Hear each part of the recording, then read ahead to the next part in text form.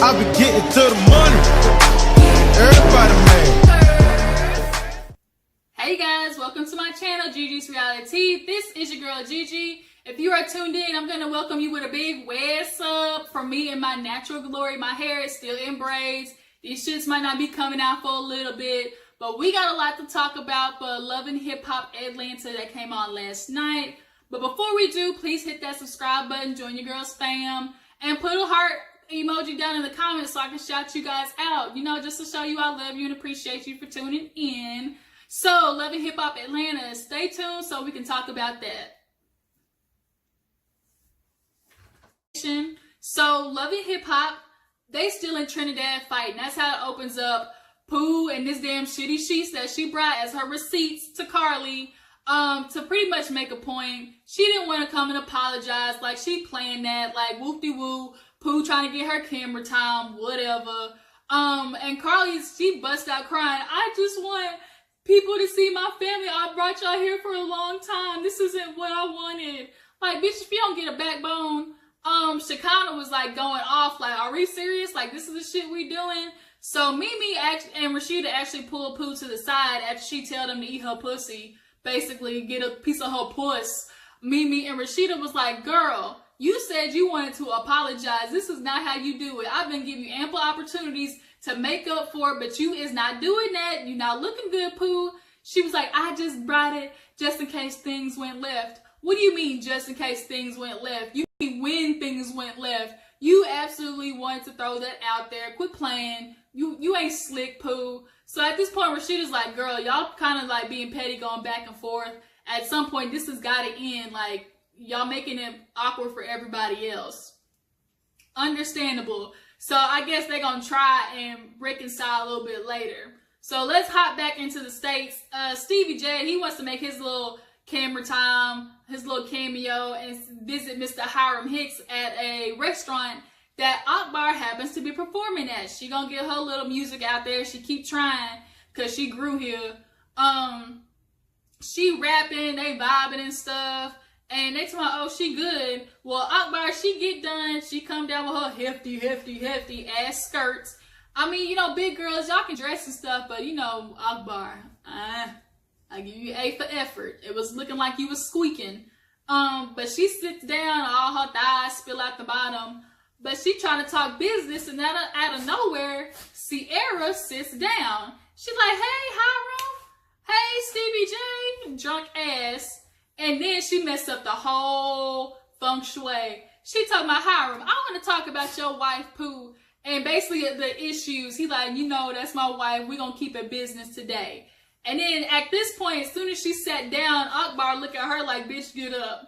Because Akbar was not here she was not with the shits that day. And then she turned and looked at Stevie talking about, I just talked to your nephew and he got a bone to pick with you. Where were you at when he got out and needed you on parole? Now, obviously, this is a surprise to Stevie, which it shouldn't be because you know you ditched your nephew's ass with your selfish behind. At this point, Akbar had to drag her ass outside talking about, heifer, this is business and you getting in people's business that ain't got nothing to do with you anyway. But she felt like she had to say her piece probably because the Henny was kicking in and she wanted to get her point of view across. But we just gonna have to let her slide. We'll just call it blame it on the alcohol. That's what we gonna do. So back in Trinidad, everybody's kind of, you know, going separately, doing their own thing. Mimi, Rashida, and Pooh actually go shopping. They go to the little market, I guess, that they have there, you know, sightseeing and whatnot.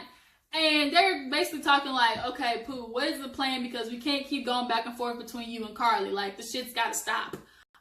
She was always saying, I intended on it to go well. I don't want to keep fighting with Carly. Like, we used to be good friends. All that type of shit. And so Rashida was just like, okay, well, this is not what friends do. Like, y'all gonna have to reconcile at some point. But Rashida said a good point. She was like, okay, whether it be like Carly's point or Pooh's point, somewhere we're gonna meet in the middle and that's gonna be the truth. So y'all gonna have to talk it out. And so as they walking out, them hoes happen to stop by and see some whitening cream that Spice been talking about. And then Pooh had the nerve to grab some, talking about, I need some for my elbows and knees. And then they were like, nah, that's whitening cream. You need fade cream. Yeah, bitch, we know why you need fade cream for your knees. Catch. So, the same time that they're shopping there, Carly and Kendra and Bambi are shopping at the market. Now, mind you, this is all after they went to visit Carly's family. They had like a little party. It was awkward for Jock because obviously that's Carly's family and that's the ex. But he seemed to manage it. But there was this weird scene where she was sitting there beside Kendra talking to the family, and the cousin was kind of dogging Jock out. And obviously Kendra wasn't feeling that because she's like, you're not getting ready to dog my nigga out while I'm there. So she kind of walks off.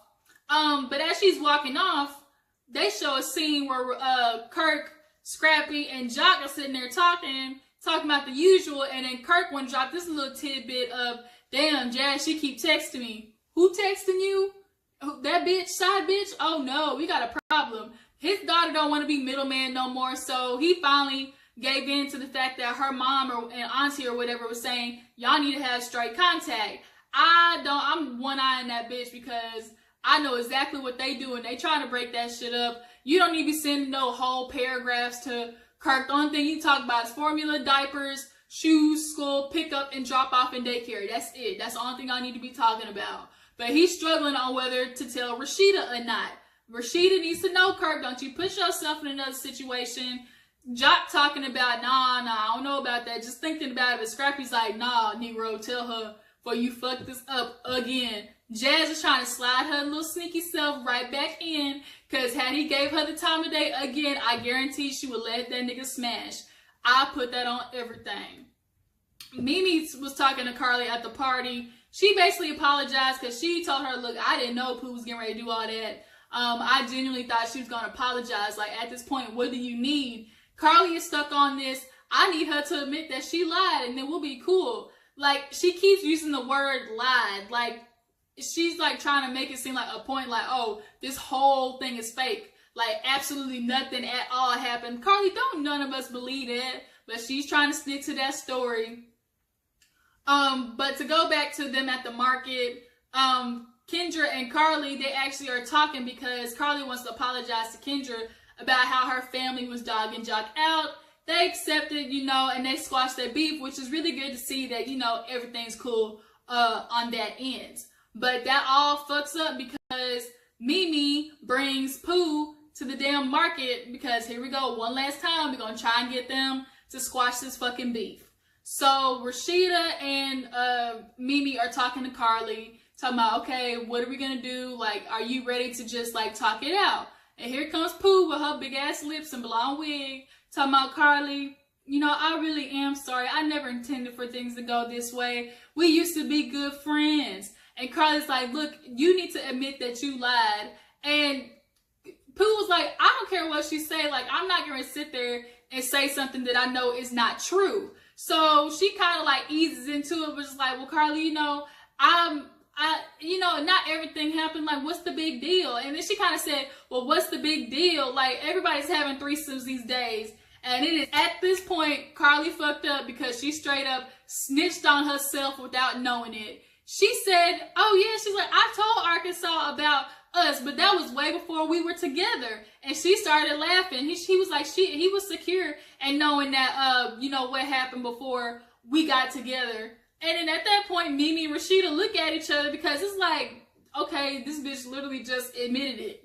Like, you just admitted it. So what the fuck was all this for when the shit happened? So I think she kind of realized she told on herself and went back to, like, and went right back to, but I need you to say nothing happened for my daughter's sake. What the hell does your 20-something-year-old daughter got to do with you having a threesome with Pooh? Like, she can live, like, she might be out there having threesomes on her own. Like, what the fuck does that got to do with anything? But Pooh was like, okay, whatever for your daughter, I need to say for your daughter, I'll say it. And Carly was not appeased with that, so she walked off. And it's like, whatever by this point. So Pooh, Mimi, and Rashida, they riding the bus home. And Rashida's like, look, just explain this to me. What the fuck happened? Pooh put it out there to my pussy was ate. A whole bunch of stuff was stuck somewhere else. Shit came out, everything. And Mimi and Rashida was both shocked. And she was like, look, I'm trying to believe here, but she got this, you know, recording saying from your husband saying absolutely nothing happened, talking to her daughter. And at this point, Pooh brought out her receipts as well. She was like, that's a lie.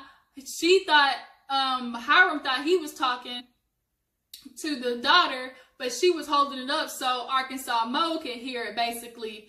But she got the voicemail of him calling Carly, talking about, look, you know, G's never tell, it's all right. Like, basically saying what happens in the sheets stay in the sheets. He wasn't gonna snitch on her, and that's what it was. And at this point, Rashida put 2 and 2 together and equal 4. That's what the whole world sees. Like, at this point, everything is out there. Carly, you just gotta let the chips fall where they may.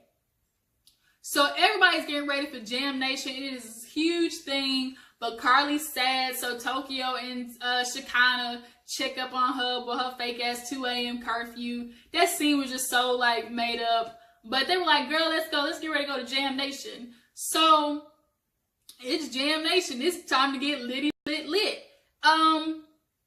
They start at 2 a.m. there. Like, it's dark as fuck out there. Everybody goes out on the stage and it's all good. And next thing you know, everybody's partying, getting lit, getting drunk. The sun comes up, it's fireworks. And at this point, Pooh that made her appearance, everybody needs to see this fine body. Bitch, you a Build-A-Bear. As Jackie said on Basketball Wives, a Build-A-Hoe. So she out there with her little lingerie on, shaking that fake ass. And Jock got enticed by it because he was heavily intoxicated, pouring water all while he was shaking. And Kendra's mouth about damn dropped to the damn floor. She pulled his ass so fast, like a mama that be pulling their kid's arm in the store. And she threw him in there. Jock didn't know what was going on. She said, how I knew it. Carly said a half a second with Pooh, and she was gonna be on you. Here you are pouring water on her ass. He just like, Kendra, I'm drunk. Like, homie was done. Like, I don't even think he realized it was Pooh at the time that he was doing it. So he said he sobered up a little bit. Okay, I'm gonna bring it up. You told me, baby, you ain't wanna have kids. And that threw Kendra off for real.